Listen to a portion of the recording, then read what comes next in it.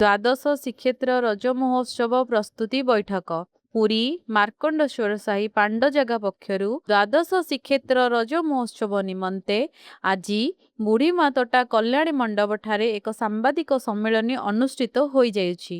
ଏହି ସାମ୍ବାଦିକ ସମ୍ମିଳନୀରେ ରଜ ମହୋତ୍ସବ କମିଟିର ସଭାପତି ଭକ୍ତଚରଣ ଦାସ, ସମ୍ପାଦକ ବିଜୟ କୁମାର ସ୍ୱାଇଁ, କାର୍ଯ୍ୟକ୍ରମ ସଂଯୋଜକ ସମୀର ସାମନ୍ତରାୟ, ଇଭେଣ୍ଟ ମ୍ୟାନେଜର ଭବେଶ ସ୍ୱାଇଁ, ପାଣ୍ଡଜାଗାର କୋଷାଧ୍ୟକ୍ଷ ଦିଗମ୍ବର ପଣ୍ଡା, କମିଟିର ବରିଷ୍ଠ ସଦସ୍ୟ ବିଦ୍ୟାଧର ବେହେରା ପ୍ରଧାନ ପ୍ରମୁଖ ଉପସ୍ଥିତ ରହି ଗଣମାଧ୍ୟମକୁ ସମ୍ବୋଧିତ କରିଥିଲେ।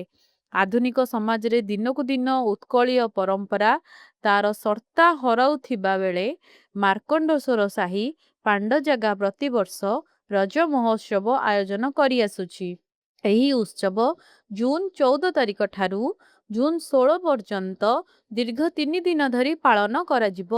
ଏହି ଅବସରରେ ମହିଳା ଓ ଶିଶୁମାନଙ୍କୁ ନେଇ ପୁଚି, ଝୋଟି, ଦଉଡ଼ି ଡିଆଁ, ପିଠା ଓ ମ୍ୟୁଜିକ୍ ଚେୟାର ଆଦି ପ୍ରତିଯୋଗିତା କରାଯିବ। ରଜ ମହୋତ୍ସବର ପ୍ରଥମ ସନ୍ଧ୍ୟାରେ ସ୍ଥାନୀୟ କଳାକାରଙ୍କୁ ନେଇ ସାଂସ୍କୃତିକ କାର୍ଯ୍ୟକ୍ରମ ପରିବେଷଣ କରାଯିବ। ଦ୍ୱିତୀୟ ସନ୍ଧ୍ୟାରେ ବଲିଉଡର ଖ୍ୟାତିନାମା କଣ୍ଠଶିଳ୍ପୀ star plus voice of India fame Malhar Karmakar ଏବଂ ଟିମ୍ ଆଧୁନିକ ସଙ୍ଗୀତ ପରିବେଷଣ କରିବେ।